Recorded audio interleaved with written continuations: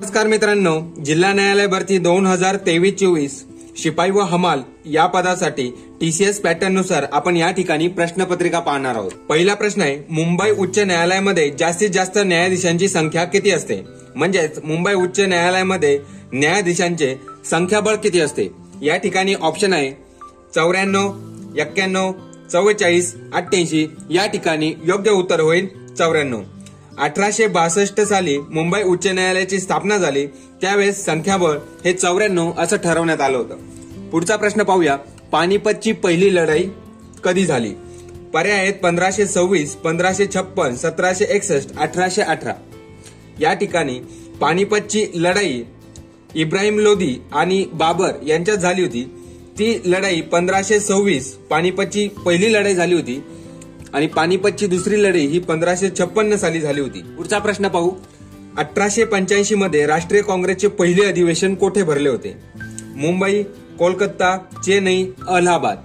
या ठिकाणी 1885 मध्ये मुंबई या ठिकाणी पहिले अधिवेशन भरले होते। या ठिकाणी सर्व अधिवेशन पाहून घेऊया। 1885, 1886, 1887, 1888 हे 4 अधिवेशन तुम्हाला या ठिकाणी पाठच करायचे आहे। स्क्रीनवरती तुम्ही अधिवेशन पाहू शकता। पुढचा प्रश्न आहे, ज्याने अभ्यास केला तोच परीक्षा पास होणार, या वाक्याचा हे वाक्य कोणत्या प्रकारचं आहे? आज्ञार्थी वाक्य, स्वार्थी वाक्य, संकेतार्थी वाक्य, विद्यार्थी वाक्य। या ठिकाणी ज्याने त्याने या ठिकाणी संकेतार्थी वाक्य होईल। या ठिकाणी जर आज्ञा केली असेल तर आज्ञार्थी वाक्य होतं, स्वतः संबंधी जर वाक्य असेल तर स्वार्थी वाक्य होतं, वा वि वे प्रत्यय जर असतील तर या ठिकाणी विद्यार्थी हे वाक्य होतं, मी अभ्यास करावा, अशा प्रकारे। पुढील प्रश्न पाहूया, खालीलपैकी स्त्रीलिंग शब्द ओळखा। अश्रू, या ठिकाणी पोथी, मंगळसूत्र, शाळा 4 पर्याय दिलेले आहेत। या ठिकाणी ते मंगळसूत्र, ती शाळा, ते अश्रू आणि ती पोथी, या ठिकाणी पर्याय 2 आणि पर्याय 4 हे स्त्रीलिंगी शब्द आहेत।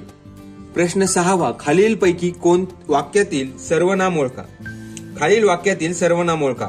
आपण गरिबांना मदत करावी, नामाबद्दल वापरलेल्या शब्दाला सर्वनाम म्हणतात, तर या ठिकाणी आपण हे सर्वनाम आहे, करावी हे क्रियापद आहे।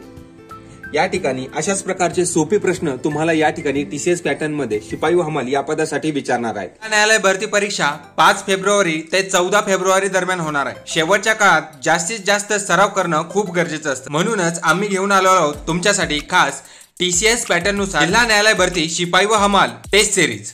तुम्हाला टोटल या ठिकाणी 10 टेस्ट 100% टीसीएस पॅटर्न नुसार मिळणार आहेत, परीक्षेच्या स्वरूपानुसार मिळणार आहे। परीक्षेमध्ये 30 प्रश्न असणार आहेत, 30 मार्कची परीक्षा असणार आहे, वेळ असणार आहे 30 गुणांसाठी। या ठिकाणी तुम्हाला 30 गुणांचे पेपर या ठिकाणी लाईव्ह स्वरूपात मोबाईलवरती किंवा कॉम्प्युटर तसेच लॅपटॉपवरती देता येणार आहे। हे सिरीज मिळवण्यासाठी प्ले स्टोर वरून स्मार्ट एज्युकेशन मराठी हे ऍप्लिकेशन डाउनलोड करा। या ठिकाणी 96 रुपयाचा कोर्स जॉईन करा आणि आपण परीक्षेचा सराव चालू करा। परीक्षा पास होण्यासाठी काही महत्त्वाचे मुद्दे, परीक्षा ही 30 मार्काची असणार आहेत, 30 प्रश्न 30 गुण, वेळ असणार आहे 30 मिनिटे। अर्ध्या तासातच तुम्हाला 30 पैकी जास्तीत जास्त मार्क्स मिळवायचे आहेत। या ठिकाणी 30 पैकी 14 मार्कला पासिंग असणार आहे, 14च्या कमी पडले तर तुम्ही परीक्षेतून बाद होणार आहे। या ठिकाणी स्वच्छता चाचणीसाठी एका 7 प्रमाणात बोलावण्यात येणार आहे। 30 पैकी 23 पेक्षा जास्त मार्क मिळवावेच लागणार आहेत। जास्तीत जास्त मार्क्स मिळवण्यासाठी या ठिकाणी टेस्ट सिरीजचा सराव कर। लिपिक या पदासाठी फक्त जास्त संगणक हा विषय ऍड करण्यात आलेला आहे, सिलेबस पॅटर्न सेम आहे। प्रश्न 7वा, कऱ्हेचे पाणी हे आत्मचरित्र कोणाचे आहे? शंकरराव खरात, प्र के अत्रे, पु ल देशपांडे, रणजित देसाई। या ठिकाणी कऱ्हेचे पाणी हे आत्मचरित्र पर्याय क्रमांक 2 प्र के अत्रे यांचा आहे। प्रश्न 8वा, अलीकडे 2023चा महाराष्ट्र भूषण पुरस्कार कोणाला देण्यात आला? सचिन तेंडुलकर, अप्पासाहेब धर्माधिकारी, रतन टाटा, जयंत नारळीकर। आता सचिन तेंडुलकर, जयंत नारळीकर, रतन टाटा यांना पाठीमागे महाराष्ट्र भूषण पुरस्कार देण्यात आला होता, पण सध्या 2023 अप्पासाहेब धर्माधिकारी यांना समाजकार्य केल्यामुळे महाराष्ट्र भूषण पुरस्कार देण्यात आला। आणि आता लेटेस्ट सध्या 2023 मध्ये जी घोषणा केलेली आहे अशोक सराफ यांना महाराष्ट्र भूषण पुरस्कार देण्याची ती सध्या घोषणा केलेली आहे. त्यांना 2024 मध्ये तो पुरस्कार देण्यात येणार आहे. ययाती या कादंबरीचे लेखक कोण आहेत? प्र के अत्रे, वि वा शिरवाडकर, साने गुरुजी, वि स खांडेकर. ययाती या कादंबरीचे लेखक आहेत वि स खांडेकर. या ठिकाणी तुम्हाला साहित्यावरती 3 प्रश्न किंवा 2 प्रश्न 100% विचारण्यात येणार आहेत. त्यामुळे साहित्य महाराष्ट्र भूषण पुरस्कार हे तुम्हाला तोंड पाठच करायचं आहे. या ठिकाणी श्यामची आई हे साने गुरुजींचं पुस्तक आहे आणि वि वा शिरवाडकर यांना कुसुमाग्रज सुद्धा म्हटलं जातं. पुढचा प्रश्न 10वा. छत्रपती शिवाजी महाराज यांचा मृत्यू कोणत्या किल्ल्यावर झाला? शिवनेरी, रायगड, तोरणा, जंजिरा. छत्रपती शिवाजी महाराजांचा जन्म शिवनेरी किल्ल्यावर झाला होता आणि मृत्यू रायगड किल्ल्यावर झाला. पर्याय क्रमांक 2. प्रश्न 11वा. सर्वात मोठी नदी खोरे कोणत्या नदीचे आहे? गोदावरी, गंगा, कृष्णा, नर्मदा. तुम्हाला माहितच आहे महाराष्ट्रात 49% नदी खोरं आहे ते सर्वात जास्त गोदावरी या नदीचं आहे. गोदावरीचा उगम नाशिकमध्ये त्र्यंबकेश्वर या ठिकाणी होतो. गंगा नदीचा उगम गंगोत्री या ठिकाणी होतो. नर्मदा नदीचा उगम अमरकंटक या ठिकाणी होतो. कृष्णा नदीचा उगम महाबळेश्वर या ठिकाणी होतो. खालीलपैकी कोणास चित्रपट सृष्टीचे जनक म्हटले जाते? दादासाहेब फाळके, अमिताभ बच्चन, अशोक सराफ, देविका राणे. या चित्रपट सृष्टीचे जनक म्हणून दादासाहेब फाळके यांना ओळखलं जातं. प्रश्न 13वा. भारतात टिंबडिंब हा दिवस मतदान दिवस म्हणून साजरा केला जातो. 12 जानेवारी, 6 जानेवारी, 25 जानेवारी, 26 जानेवारी.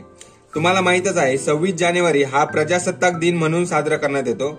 25 जानेवारी हा मतदान दिवस म्हणून साजरा करण्यात येतो आणि 6 जानेवारी हा पत्रकार दिवस म्हणून साजरा करण्यात येतो. बाळशास्त्री जांभेकर यांनी दर्पण हे वृत्तपत्र काढलं होतं. पुढचा प्रश्न पाहूया. प्रश्न 14वा. आसाम राज्याची राजधानी कोणती? भोपाळ, दिसपूर, इटानगर, कोहिमा. या ठिकाणी उत्तर होईल पर्याय क्रमांक 2. आसामची राजधानी आहे दिसपूर. मध्य प्रदेशची राजधानी आहे भोपाळ. अरुणाचल प्रदेशची राजधानी आहे इटानगर आणि नागालँडची राजधानी आहे कोहिमा. पुढचा प्रश्न. विद्यमान लोकसभेचे अध्यक्ष खालीलपैकी कोण आहेत?